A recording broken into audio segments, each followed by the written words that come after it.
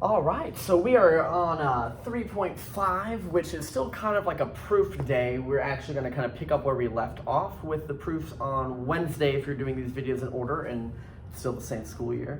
But yeah, so we gave you a homework the night before the quiz of just practicing solving the algebra setups, like are they things that are equal to each other, are they things that add up to 180?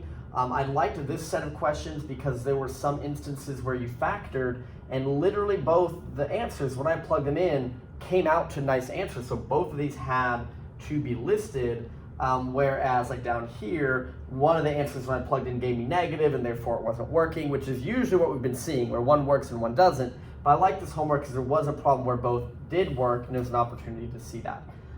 Also, this question here, I definitely did a trick where I multiplied by 4 to clean up the fractions. Again, I just brought these up for my students in class to just talk about, see if they had questions. And so the warm-up is actually still on those same pages, on this page 19 and 20. And I just wanted them to practice like one more, one that's going to involve factoring, so I can see x squareds and x. And one that, because it's got x's and y's in it, it's going to end up requiring systems of equations. So these are some good questions to practice, and I was just going to give them a few minutes to try it. So if you want to try them, you hit pause, and otherwise the next screen has all the answers.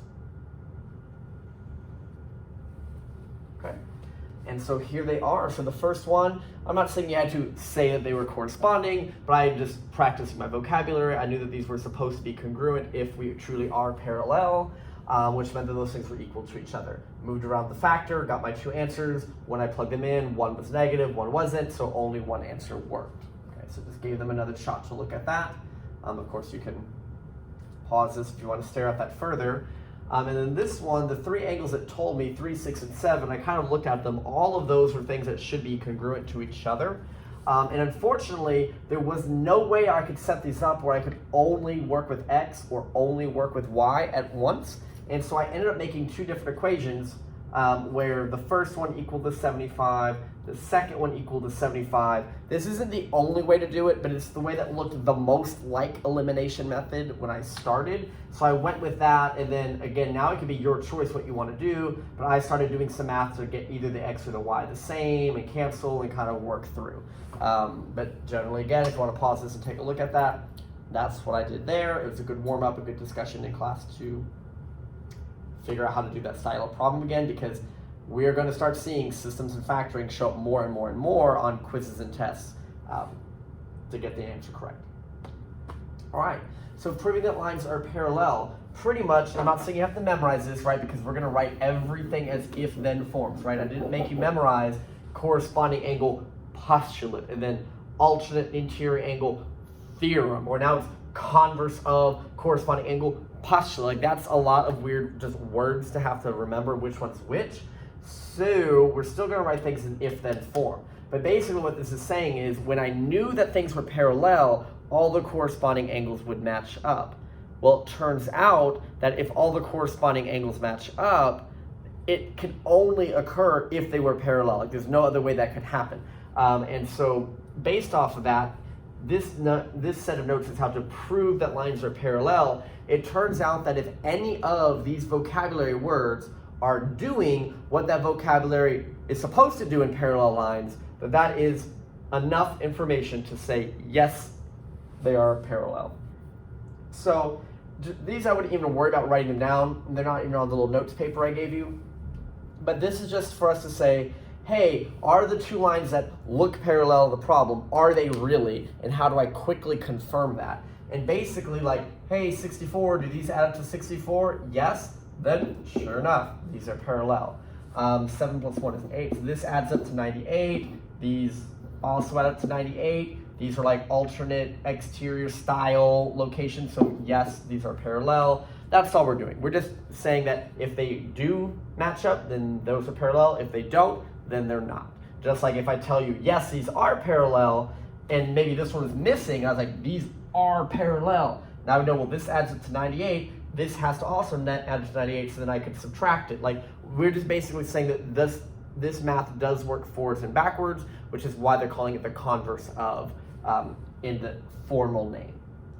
Okay, so we're going to run through 3 main little quick proofs and then one that's maybe just a little more interesting to see. These are basically all where we're going to try to prove they're parallel, whereas on Wednesday, all of our proofs told me they were parallel, and then I messed with it. It's talking about angle 1, and it's talking about angle 5, and I noticed for me that the vocabulary connection there is corresponding. So, yeah, let me take a look at that. Actually, wait a second. There's nothing wrong with that. I think I just kidding. This is not the one that's on your notes page. There's nothing wrong with this proof. I could totally do it, but I just was like, wait. That's not the one they have on their paper. I meant to cut that one off because yours are on here. So, sorry, hopefully you didn't start drawing too much.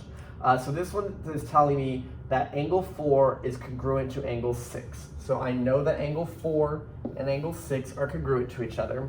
And I'm gonna just, for my own brain, need to know what vocabulary word attaches those. Those are alternating interior angles. I know that they're congruent to each other. So it turns out that's really enough information to prove a line is parallel. So this one's gonna be a relatively short amount of steps because the given is that these are congruent. I then can see that they are a particular vocabulary word. So I know that angle 4 and angle 6 are alternate interior, and that's definition of what we call alternate interior angles when I look at a diagram. And basically the statement I'm going to need to be able to say is, if I have a vocabulary word, which I just got finished identifying, and the vocabulary word is doing what it's supposed to, so in this case, they would make those congruent. If those two things are happening, then the lines are parallel. In this case, L is parallel, but then I'm just going to put parallel in general. Like that means things are parallel, so I know that L is parallel to N. So a short proof, just to mainly show you the type of step that has to happen. You're going to have to see the vocabulary word, you're going to have to know these are congruent or find some way to make them congruent, and then that sort of statement here is like the new line of code for the proofs that we might see. Okay. The next one, let's see what angles they're referring to. This one, kind of like the one I almost started and then realized, oh wait, wrong one. They gave it to me in measure, and so we'll know that, and then like the very next thing we'll do is say that they're congruent. Whereas the last one, it just told me congruent, so that's the type of thing that might add one extra line to our proof. It's talking about angle 7 and angle 3. I notice that the vocabulary connection there is corresponding because that's what I'm going to need to be able to talk about here. So I know that measure of angle 7 is 130. I know that measure of angle 3 is 130. That is my given. What I would like to say is that these are congruent. And technically, I would argue, I mean, obviously I know that both 130 means they're congruent, but what we have to do as a step is actually physically write them as equal to each other. And so basically what I'm doing is I'm taking out this 130 and sticking this in its spot. So measure of angle 7 is the same thing as the measure of angle 3. And that is technically a substitution step. Then I can write that what that means is that these two things are congruent, definition of congruent sign. Okay, so again, they told me this. I basically know that means they're congruent, but I have to actually go through this step. They're like, well, if I equal 130 and you equal 130, well, then we equal each other. And if we equal each other, then by definition means we're also congruent to each other. And that's the statement I need because the step has to say if congruent, not if equal. So now I should have everything except my vocab word. I need my vocab word. We mentioned they were corresponding, so I'm going to mention these are corresponding. And you could have done that first. Like there's no rule about the order these need to happen in, but they all need to sort of generally be here. We know that angle 7 and angle 3 are corresponding. Again, that's the definition of what corresponding angles looks like. And that is enough information to say that L is parallel to N, because if vocab word, which I have, if congruent, which I was able to make it say that, then that's enough information to know that they're parallel. Okay. Let's look at another one. 30 and 150. Yeah, my prediction was this one was going to use CIA just to like see another type of example. So here we're talking about 4 and 5, which are the CIA consecutive interior. I also know that those ones are the ones that add up to 180 or are supplementary, not congruent. So we're just going to kind of see some of those steps. So the given here is that measure of angle 4 equals 30, as well measure of angle 5 equals 150. That is my given. We've seen this step before, but not a lot recently, where there's two ways to do this. You can either, well, I'm just going to tell you, like, so I generally do this as not add, it's not add POE, it's equation addition. Remember, equation addition is kind of like what you did in the warm-up. If you followed along, we have the two equations like x, y number, and you add them up. Like, so everything on the left adds together equals everything on the right adds together. Possibly the system, something's canceling out. So if I just want to literally add these up so that the lefts add together and the rights add together, that is like stacking and adding the equations. So measure of angle 4 plus measure of angle 5 is equal to the rights added together, 30 plus 150. Okay, I know it might seem almost like an unneeded step, but now we're going to add them together, and when we just do math, we call that simplifying. And at this point, if I have that the two angles add up to 180, that is like the definition of what means that those two angles are supplementary. And I know it seems like, okay, well, I knew that, but it's just like up here, I have to have congruent sign. I have to have the word supplementary when I go to talk about CIA as my reason for parallel. So I basically go, okay, great, I need to add those together. That means they're supplementary. And again, you can put like definition of supplementary here, or in this case, like if they add up to 180, then supplementary. And I need to identify the vocabulary, so angle 4 and angle 5 are CIAs. A definition of CIA, but I always use definition of when I see something, but some of these other ones I like to personally do if-then statements, and I remember like definition of is mostly just for vocabulary that I see. And lastly, that should be enough information because I have a vocabulary word, I have the vocabulary word doing what it's supposed to. That means parallel. So yes, L is parallel to N because if vocab word, which I have, doing what vocab word needs to, in this case supplementary, then that's enough to say parallel. Okay, last example. This might be the fastest video we've ever had. Oh my gosh. Yes, so this one's a little more interesting. We know that one of these are parallel, so AC and BD. So let me just make sure I'm paying attention. So AC and BD are known to be parallel. They're telling me that 1 and 3 are the same as each other. Is that enough information to know that the other two lines are also parallel to each other? So here's where it gets picky and where it's like these if-then things are important. Because 1 and 3 are alternate exterior angles. Wait a minute.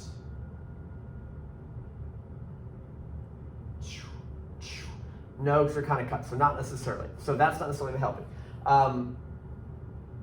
Let me think about my logic here.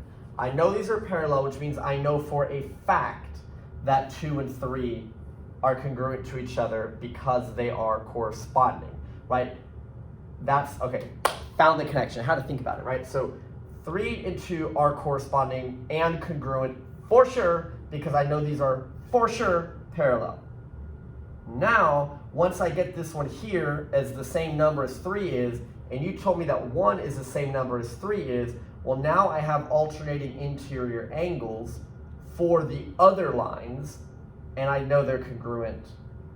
Okay, let's just start writing it. But the logic there is that, for example, I don't know that these are congruent to each other because I didn't know for a fact these were parallel. I do know that these are corresponding because you gave me these as parallel. So essentially, let's start with our givens, that angle 1 is congruent to angle 3. I might not need that right away, but it's the thing. and that this segment is congruent to this segment, given. Okay, well, I'm going to talk about the fact that 2 and 3 are a certain type of vocabulary word. So angle 2 and angle 3 are corresponding. Definition of corresponding. What do I know about that? So this one is like what we did on Wednesday. We're going forward, because if they are parallel, which is something that I know, and if they are a vocabulary word, which I see, then those will be congruent to each other. So I do know that angle 2 and angle 3 are definitely congruent. Now, my assumption is I need to get that 1 and 2 are congruent, like written down, so I can talk about them being alternate interior and congruent, therefore the other ones are parallel. So I need to think about how my transitive step is going to work. Remember, transitive has to be in order, and possibly if I was thinking about that ahead of time, I might have chosen a different way to write some of these to not have to turn them around. But I think the way I wrote them, I'm going to have to, so I think it's a good thing to point that out in a step, like if you have to do that. So 1 reads forward to 3, but this one reads backwards to 2, so I am going to actually need to spin this around, right? I was just put them in number order because I wasn't thinking about it. Symmetric, but now I can read in order. Let me try to find a color. 1 goes to 3, 3 goes to 2. In that order is 1 goes to 2. That's my transitive step. So based off of legal movements, I now know that 1 and 2 have to be congruent to each other. I know that there's a vocab word associated with them. And yes, that's enough to say that the other 2 are definitely parallel that I didn't know in the beginning, like the other set was. So angle 1 and 2, their vocabulary word is alternate interior. So angle 1 and angle 2 are alternate interior. Definition of alternate interior. And that will be enough to prove that AB is parallel to CD. Why? Because if vocab word, which I saw, if congruent, which I was able to mess with to get that to be the case, then that's enough to prove that the other set is parallel. Okay? Yay, proofs. Nobody does anymore. Please don't do that. Okay, so in your packet, there are a sampling of proofs I would like for you to do on page 13. It's odds. So I think it might actually only be 4, potentially 5 proofs. If you can get them all squeezed on the paper, great. If you need to do them on your own paper, that's fine too. You're going to want to upload those. I will warn you that next week, our quiz on Tuesday, we will now have been working with proofs for a while. Proofs become fair game to be asked on a quiz, as well as, of course, on the test. And sad face, proofs do not go away, right? We start learning them last chapter. They're still here in this chapter. They will continue to be here in other chapters where we'll learn the math, and then we'll also learn the proofs that go with those. So I'm warning you now, if you're somebody who goes like, oh, let me just pretend proofs don't exist, and just miss those, that's going to bite you, because we will eventually have quizzes where like the whole quiz is, hi, here's 4 proofs, do them. So just FYI. All right, that's all I was going to say. Keep in mind your chapter worksheet and tests are next week, and we're running low on time. So if you are going to come onto Zoom calls and ask about them, you've got to do that, because Thursday you're turning it in, there's no Zoom call. Friday you're taking a test, well, there's no Zoom call, but that's after that anyway. So really, Tuesday there's no Zoom call either. So if you want to ask me questions about your chapter worksheet, it's got to be Monday or Wednesday. So plan ahead, be ready to work on that. Don't wait till the last minute, because then you're like, and I'm going to be like, I told you so. All right, love you guys.